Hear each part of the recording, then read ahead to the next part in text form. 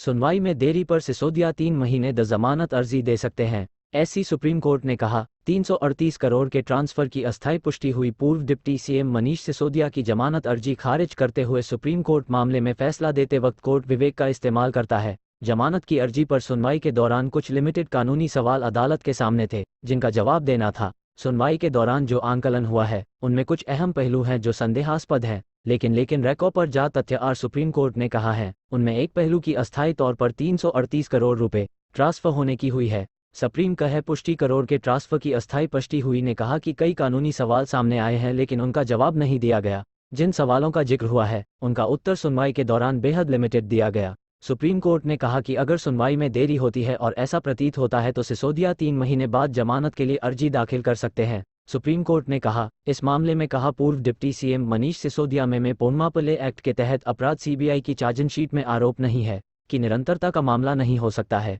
ED का आरोप था कि 100 करोड़ रुपए लेकर ग्रुप की ओर से दिया गया था, लेकिन ये बहस का विषय है। डीआरआई ने कहा कि 45 करोड़ हवाला द्वारा गोवा चुनाव के लिए दिया गया, लेकिन आम आदमी पार्टी आरोपी नहीं है। इस मामले में सिसोदिया के खिलाफ पीएमएलए एक्ट की धारा -70 के तहत परोक्ष दायित्व का मामला नहीं बनता है, क्योंकि इस तरह की न तो दलील है न ही आरोप है। बहरहाल सीबीआई की चार्जशीट को सुप्रीम कोर्ट ने मद्देनजर लिया और फिर तमाम दलील और गया है कि 2.20 करोड़ दिनेश अरोड़ा के जरिए मनीष सिसोदिया को दिए गए, लेकिन तथ्यों के आधार पर कहा कि मामले में जमानत नहीं दी जा सकती है। अदालत का सम्मान, लेकिन फैसले से असहमत। आबकारी नीति में कथित अनियमितता और भ्रष्टाचार के आरोपों में गिरफ्तार दिल्ली के पूर्व उप मुख्यमंत्री मनीष सिसोदिया की जमानत याचिका खारिज करने के सुप्रीम कोर्ट के फैसले पर आम आदमी पार्टी ने खुले तौर पर असहमति जताई है। पार्टी की वरिष्ठ नेता और दिल्ली सरकार की मंत्री आतिशी ने प्रेस कॉन्फ्रेंस करके कहा कि सुप्रीम कोर्ट का हम पूरा सम्मान करते हैं, लेकिन हम बड़े सम्मानपूर्वक ये भी कहना चाहते हैं कि आज सुप्रीम कोर्ट ने जो निर्णय लिया है उससे हम असहमत हैं और उसको लेकर आगे क्या क्या कानूनी कार्रवाई हो सकती है उसे एक्सप्लोर करेंगे।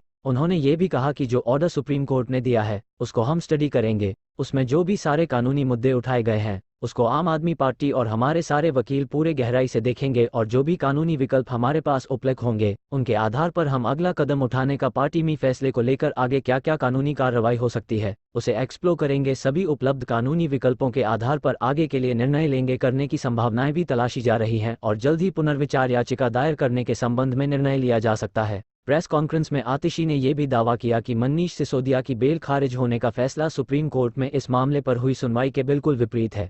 सुप्रीम कोर्ट ने ईडी से बार बार ये सवाल पूछा कि आपके पास मनीष सिसोदिया से जुड़ी हुई मनी ट्रेल कहाँ है, लेकिन ईडी इसे साबित नहीं कर सकी। ईडी के खिलाफ अपनी तीखी टिप्पणियों में मनीष सिसोदिया की जमानत के लिए के बावजूद कोर्ट ने विपरीत ऑर्डर दिया और मनीष सिसोदिया को बेल नहीं दी। निर्णय लेंगे। पार्टी सूत्रों के मुताबिक इस मामले सुप्रीम कोर्ट में पुनर्विचार याचिका दायर। बीजेपी नेताओं ने सीएम से मांगा इस्तीफा। प्रेस नई दिल्ली। शराब पॉलिसी मामले में सुप्रीम कोर्ट की टिप्पणी के बाद बीजेपी ने स्वयं से इस्तीफे की मांग की है। दिल्ली बीजेपी प्रदेश अध्यक्ष वीके सचदेव, विधानसभा में नेता विपक्ष रामवीर सिंह बिधूड़ी ने कहा कि सुप्रीम कोर्ट ने मनीष सिसोदिया के खिलाफ मनी ट्रेल का मामला स्थापित कर दिया है, ऐसे में सीएम को भी अपने पद से इस्तीफा दे देना चाहिए।